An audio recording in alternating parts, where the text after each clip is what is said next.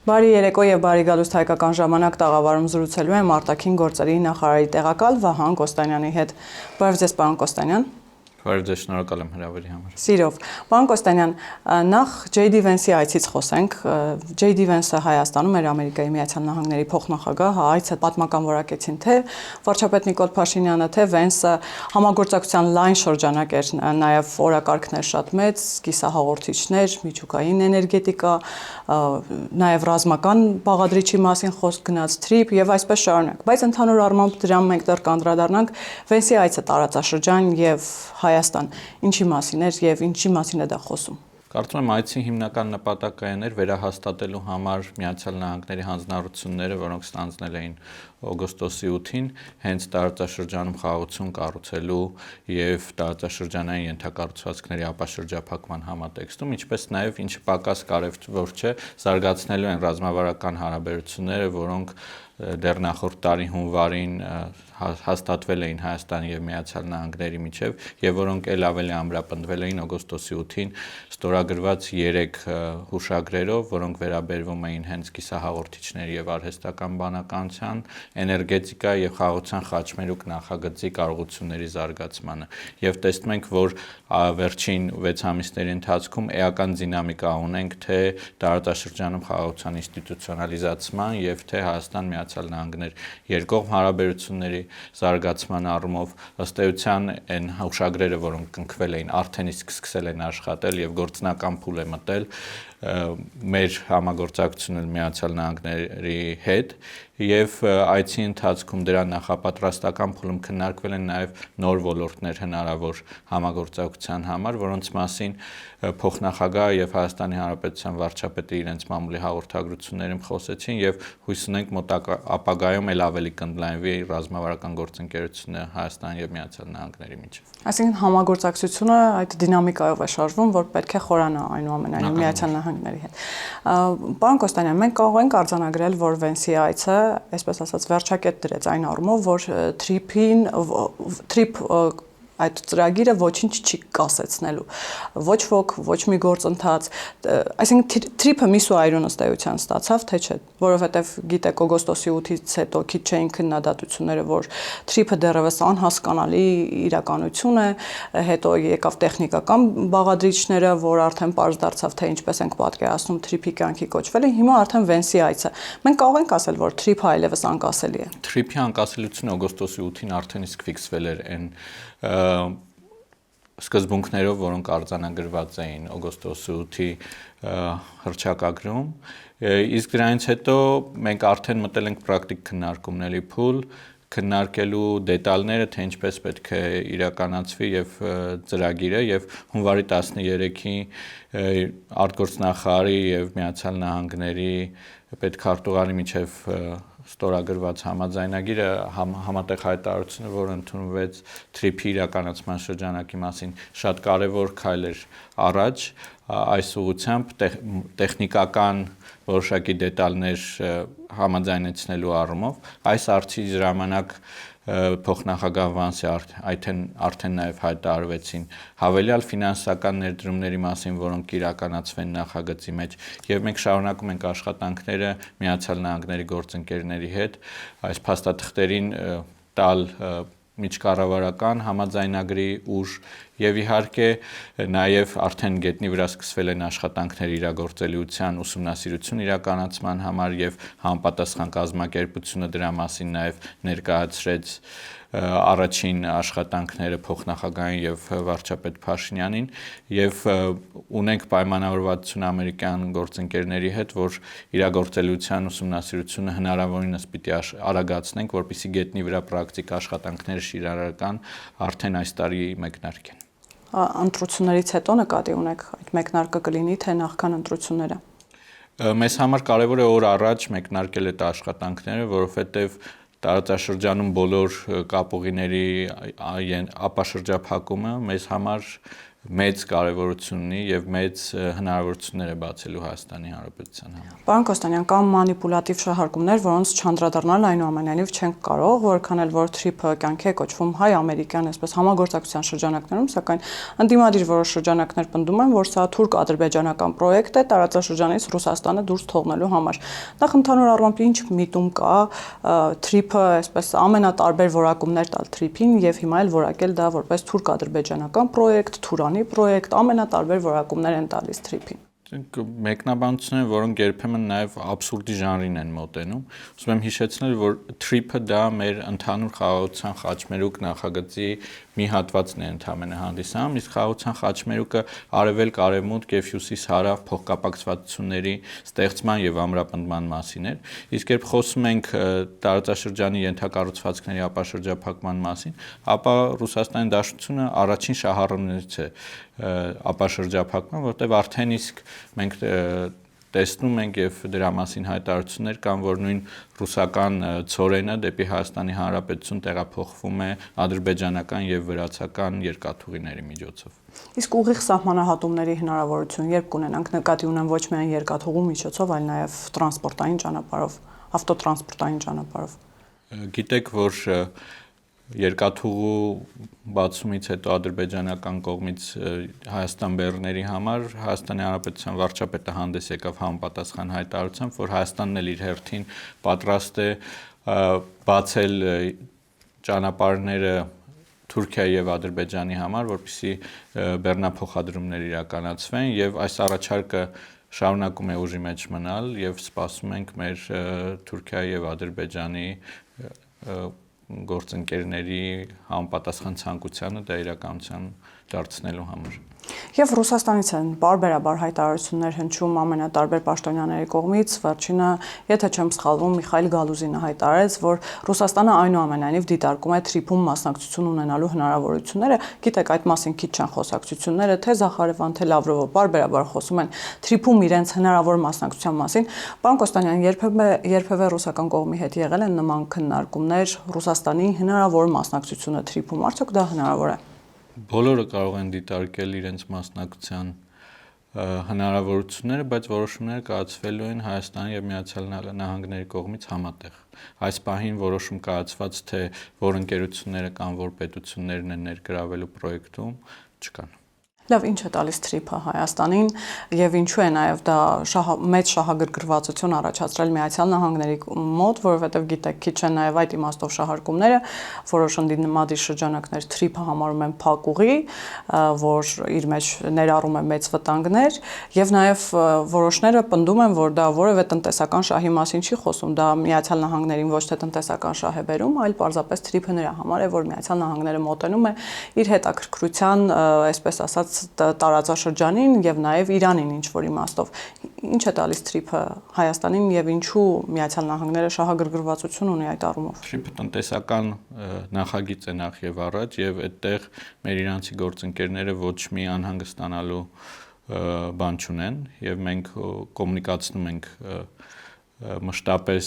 բոլոր զարգացումների մասին մեր գործընկերներին, այդ թվում իրանցի գործընկերներին, իսկ ինչ վերաբերում է Միացյալ Նահանգների շահերի մասին կամ Հայաստանի Հանրապետության շահերի մասին,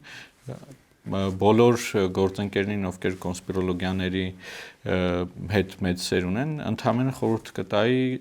կարդալ այն ինչ որ գրված է հունվարի 13-ի հայտարարության մեջ, սևով սպիտակի վրա, թե Հայաստանը ինչ ակնկալիքներ ունի տարածաշրջանային ենթակառուցվածքների բացման հարևանների հետ հարաբերությունների կարգավորման, եթե խոսքը վերաբերվում է Թուրքիային, թե Ադրբեջանի հետ խաղաղության ինստիտուցիոնալիզացման, եւ կան նաեւ նշված Միացյալ Նահանգների ակնկալիքները եւ շահերը այս պրոյեկտից, ինչը մեծամասամբ վերաբերվում է Կենտրոնական Ասիա եւ Եվրոպա կապուղիների ստեղծմանը։ Գիտեք, որ Միացյալ Նահանգների եւ այս ադմինիստրացիայի համար այսօր այդ քրիտիկական միներալները շատ կարեւոր թեմա են հանդիսանում եւ դրանց անվտանգ փոխադրումների շղթաները մեծ առաջնահերթություն են Միացյալ Նահանգների համար եւ TRIP-ը այս առումով բավականին օգտակար է լինելու հենց նաեւ Միացյալ Նահանգների։ Պարոն Կոստանդյան, Վենսի այցի հետ կապված այսպես սպասելիքներ կար որոշակի հայ-թուրքական հարաբերությունների առումով, այսինքն դրական դինամիկայի տեսանկյունից։ Ինչ սպասել առաջիկայում հայ-թուրքական հարաբերություններում, նկատի ունեմ հատկապես սահմանի բացումը երրորդ երկրների քաղաքացիների դիվանագիտական անձանց համար, գիտեք, տևական ժամանակ է այդ քննարկումները կան, բայց թուրքական կողմից կարծես թե որոշակիորեն ձգձգվում է այս process-ը, հիմա ինչ փուլում են գործընթացները։ Տևական ժամանակ արդեն 3 տարի է, որտեղ 22 թվականի հունիսին ըստեյության այս պայմանավորվածությունը ձեռք բերվել եւ այսօր մենք չենք տեսնում որևէ խոչընդոտ այս պայմանավորվածությունների կյանքի կոչման համար։ Հույս ունենք, որ թուրքական կողմն էլ կկայացնի համապատասխան որոշումը, որպեսզի ոչ միայն ձեռք բերված պայմանավորվածությունները կյանքի կոչվեն, այլ ավելի առաջ գնանք, նաեւ խոսենք սահմանի ամբողջական բացման, դիվանագիտական հարաբերությունների հաստատման, երկաթուղային կապի վերագործարկման մասին։ Եվ Հայաստան-Թուրքիա հարաբերությունների բանալին, պարոն Կոստանդյան, արդյոք շարունակում է մնալ Բաքվում, գիտեք, որ առնվազն նման տեսակետ եղել է եւ թուրքական կողմն էլ որոշակիորեն միշտ պայմանավորել է Հայաստան-Թուրքիա հարաբերությունների կարգավորումը Հայաստան-Ադրբեջան հարաբերությունների կարգավորմամբ։ Ըստ էության վերջին ամիսներին, հատկապես օգոստոսի 8-ից հետո Հայաստան-Ադրբեջան հարաբերությունները շատ ավելի դինամիկ են, կարելի ասել, գետնի վրա զարգանում, քան Հայաստան-Թուրքիա հարաբերությունները, եւ կարծում եմ մեր գործընկերները թուրքական կողմը սա հաշվի առնելով պիտի համապատասխան որոշումներ կայացնի եւ քայլեր կատարի գետնի վրա։ Աբու Դաբիում հանդիպումը ադրբեջանական կողմի հետ, նաև Զայեդ մրցանակը ինչ նշանակություն ունի, պարոն Կոստանդյան, արդյոք դա նաև եւս մեկ հանգամանք է, որ հետ քայլ անելը խաղաղությունից ավելի դժվար է լինելու, այս իմաստով հատկապես ադրբեջանական կողմի համար, եւ նաև քաղաքասարակության շփումները ինչ կարող են տալ, գիտեք, որ փետրվարի 13-ից 14-ին, եթե չեմ սխալվում, արդեն ադրբեջանցի քաղաքասարակության ներկայացուցիչները սահմանազատված այդ հատվածով եկել են Հայաստան, հերթական հանդիպում է սպասվում, քաղաքասարակության շփումները ինչ են տալիս ընդհանուր գործընթացում։ Երբ մենք խոսում ենք հարաբերությունների եւ խաղաղության ինստիտուցիոնալիզացման մասին, առաջին հերթին երկկողմ շփումները շատ կարեւոր են եւ կարեւոր են շփումները ոչ միայն երկու պետությունների պաշտոնյաների միջեւ, իսկ մենք վերջին բանակցային շրջանում տեսանք, որ հենց երկկողմ հանդիպումների ղեկավարների մակարդակով հանդիպումների ընթացքում հաջողվեց էական առաջընթացներ գրանցել եւ հիմա էլ ավելի ամրապնդել խաղաղությունը, բայց միևնույն ժամանակ կարեւոր են նաեւ երկու հասարակությունների մեջ շփումները, որովհետեւ ոչ մեկ չի հերքում, որ կան վերքեր, որ կան հարցեր, որոնց վերաբերյալ անհրաժեշտ է խոսել, իսկ չխոսելով այդ հարցերը չեն լուծվի։ Եվ այս առումով քաղաքասարակությունների ներկայացուցիչների հանդիպումները ոչ պակաս կարևոր են, քան երկու երկրների պետական պաշտոնյաների միջև հանդիպումները, եւ տեսնում ենք, որ նաեւ այս հանդիպումների ինտենսիվացումը դրանց մեջ երկու կողմերից ներկայացուցիչների թվի մեծացումը ցույց է տալիս, որ process-ը դրականորեն զարգանում է։ Իսկ Աբու Դաբիի հանդիպումը ընդհանուր առմամբ ինչ տվեց, պարոն Կոստանդյան, կուզենամ դրան։ Աբու Դաբիի հանդիպումը ես կգնահատեի բավականին դրական եւ երկու երկրների պատվիրակությունների մեջ բաց մտքերի փոխանակում է տեղի ունեցել, եղել են քննարկումներ հնարավոր նոր տնտեսական համագործակցության շրջանակների մասին եւ կարծում ենք մոտ ապագայում այս ուղղությամբ կտեսնենք նոր զարգացումներ։ Խոսենք նաև Հայաստան-Եվրամիություն հարաբերությունների դինամիկայից, պարոն Կոստանդյան, այս առումով գիտեք, երկու կարծիք կա, նախ անդիմադիր որոշ շրջանակ, որը կրկին վտանգավոր է համարում Եվրամիության հետ սերտ հարաբերությունները եւ մեկ այլ շրջանակ անդիմադիր, որոնք համարում են, որ այդ իմաստով շատ դանդաղ կոտ եք։ Արդյոք կիսում եք այս տեսակետները, թե չէ, եւ ինչ փուլում են հիմա նաև Հայաստան-Եվրամիություն հարաբերությունները եւ այդ զարգացման դինամիկան։ Այն զարգացումները, որ մենք 2025 թվականին տեսանք այս հարաբերություններում, կարծում եմ իր դինամիկով աննախադեպ էին եւ 2026 խոստանում է ել ավելի մեծ ձեռքբերումներ բերել Հայաստան-Եվրամիություն հարաբերություններում, արդեն իսկ նախանշված միջոցառումները, որոնք կան մեր օրակարգում, խոսում են դրա մասին, մասնավորապես մայիսին մենք կունենանք Եվրոպական քաղաքական համայնքի 8-րդ գագաթնաժողովը Հայաստանում, որը իհարկե Եվրամիության հետ ուղղակիորեն կապ չունի, բայց հենց այդ շրջանակները տան ուղղակիորեն կապ ունի եւ դրա հաջորդ օրը մենք կունենանք Հայաստան-Եվրամիություն առաջին գագաթնաժողովը Հայաստանում, որը տեղի կունենա եւ այս պահին քննարկումներ են ընթանում եվրոպական կողմի հետ հնարավոր արդյունքների մասին, որը կցանկանանք ունենալ գագաթնաժողովից հետո ոչ պակաս կարևոր են նաև այն շփումները, որ մենք Եվրամիության առանձին անդամ երկրների հետ ունեցել ենք 2025-ին եւ դրանց վրա կփորձենք ավելացնել հարաբերությունները 2026 թվականին, ուղղակի հիշեցնելու համար թերևս նշեմ, որ 25 թվականին մենք արդեն իսկ ռազմավարական համագործակցություն հռչակեցինք Նիդերլանդների հետ, Լյուքսեմբուրգի հետ, Գերմանիայի հետ ռազմավարական օրակարգ ընդունեցինք համագործակցության նախորդ տարվա դեկտեմբերին նման մի փաստաթուղթ ռազմավարական օրակարգ Հայաստան-Եվրամիության գործընկերության ընդունվեց Հայաստանի եւ Եվրամիության միջև եւ այն նախապատրաստական աշխատանքը, որը մենք իրականացրել ենք 25 թվականին, ինձ թույլ է տալիս կարծել, որ 26 թվականին այս տենդենսը ռազմավարական հարաբերություններ հաստատելու ԵՄ անդամ պետությունների հետ շարունակվելու է եւ սա մեր ռազմավարությունն է, թե ինչպես ենք մենք պատրաստվում խորացնել Եվրամիության հետ նաեւ հարաբերությունները։ Մենք կարծում ենք, որ ԵՄ անդամ առանձին երկրների հետ խորացված հարաբերությունները ի վերջո օգնելու են նաեւ մեզ ընդհանուր Հայաստան-Եվրամիություն հարաբերությունների առաջմղման շրջանակում, ինչպես նաեւ երբ մենք խոսում ենք Եվրամիության ստանդարտներին մոտենալու առանձին ոլորտային համագործակցության մասին, մենք փորձում ենք ԵՄ անդամ երկրների հետ ռազմավարական համագործակցության փաստաթղթերից ամեն մեկի տրամաբանության մեջ դնել մի առանձին ոլորտ, որտեղ տվյալ պետությունը առաջնային դիրքեր ունի Եվրամիությունում եւ այդ փորձը ներդնելու համար կարեւոր է Հայաստանի համար։ Պարոն Կոստանյան, այդ ճանապարհին նաև ինչպես եք աշխատելու Ռուսաստանի Դաշնության հետ, մեր դաշնակցի, հիմա ասեմ ինչ նկատի ունեմ։ Վերջերս Լավրովը հայտարարեց, որ Եվրամիությունը ոչ այնքան տնտեսական միավոր է, որքան ռազմաքաղաքական միավորի է վերածվում, որը ագրեսիվ է տրամադրված Ռուսաստանի դեմ եւ ասաց Հայաստանը եւ հայ համայնքը պիտի իրեն նաև հարց տա, թե արդյոք ուզում է նման միավորման հետ համագործակցել, մտերմանալ, սերտացնել հարաբերությունները։ Այդ իմաստով ինչպես պիտի համոզեք ռուսական կողմին, եթե կարելի է այդպես մեկնաբանել, որ Հայաստան-Եվրամիություն հարաբերությունները որևէ մեկի, այդ թվում նաև Ռուսաստանի դեմ չէ, որովհետև երբեմն հենց այդպես էլ մեկնաբանվում է Արևմուտքի հետ հարաբերությունները, Եվրամիության հետ հարաբերությունները,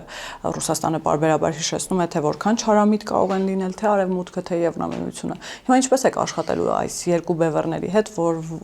թե մյուսի, թե մեկի մոտ հարցեր չառաջանան այդ իմաստով։ Մենք չենք հարաբերություններում, մենք չենք զարգացնում մի կողմի հետ հարաբերությունները ի հեճուկս մեր երրորդ այլ գործընկերների եւ սա ուղղակիորեն կոմունիկացնում ենք թե այս կողմին, թե մյուս կողմին եւ կարծում եմ դա Հայաստանի Հանրապետության սուվերեն իրավունքն է զարգացնել իր հարաբերությունները եւ մենք որոշում ունենք բալանսավորել եւ ունենալ բալանսավորված հարաբերություններ մեր բոլոր գործընկերների հետ եւ սրա հետ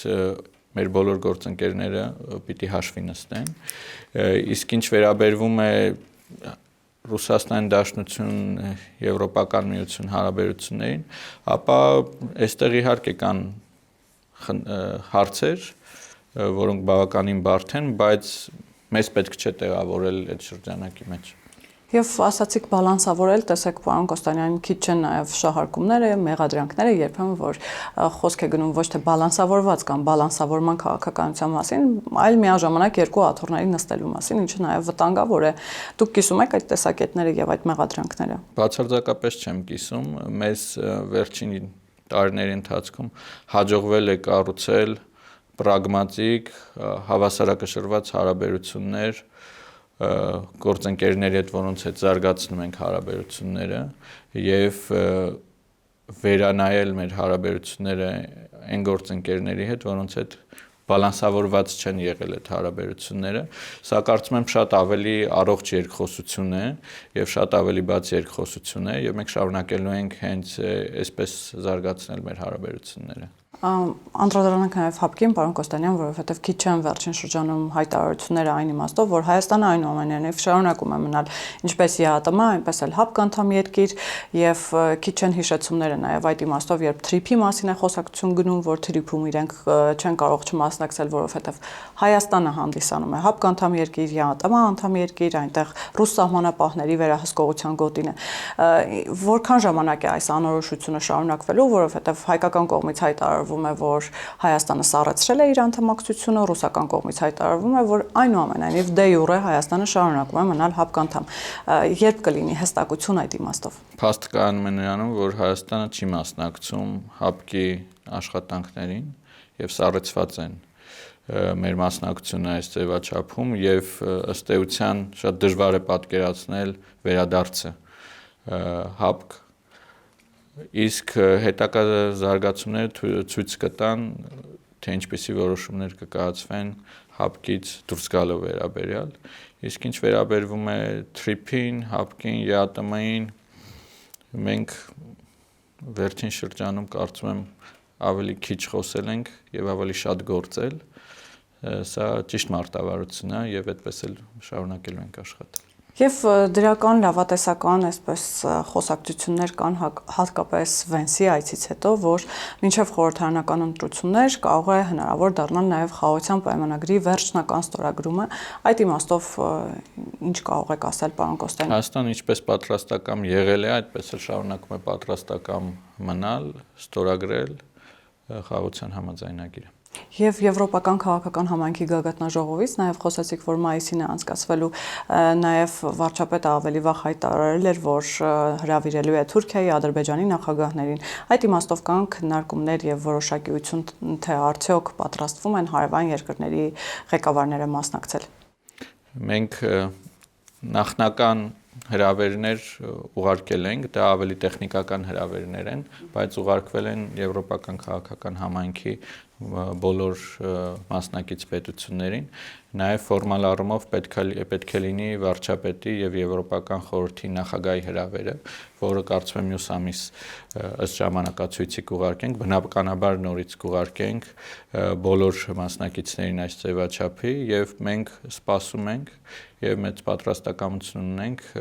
Եվրոպական քաղաքական համայնքի բոլոր մասնակից պետությունների ղեկավարներին հյուրընկալել Հայաստան։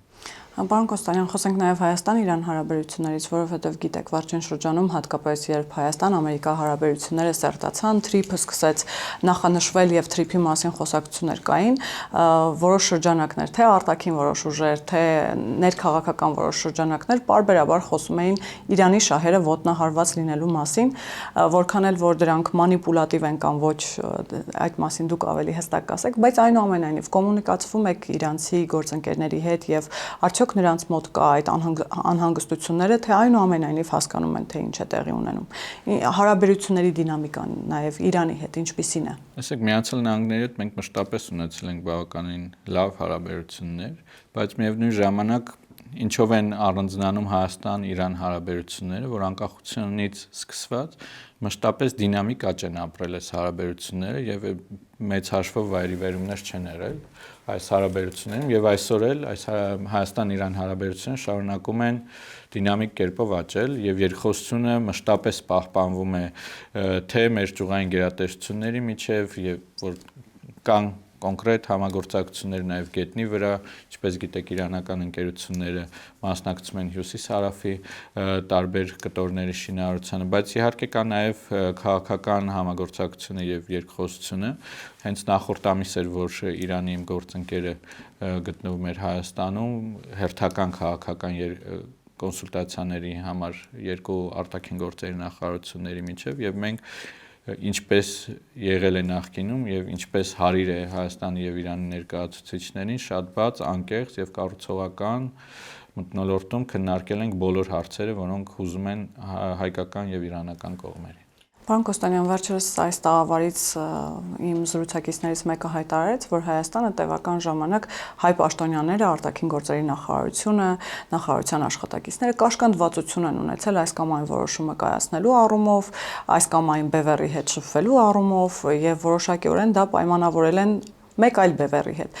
Հայաստանում հիմա արտաքին գործերի նախարարությունը եւ կամ պաշտոնյաները որևէ կաշկանդվածություն ունեն որևէ բևեռի հետ շփվելու առումով եւ այդ որոշումները կայացվում են Հայաստանում, թե այնուամենայնիվ կա այդ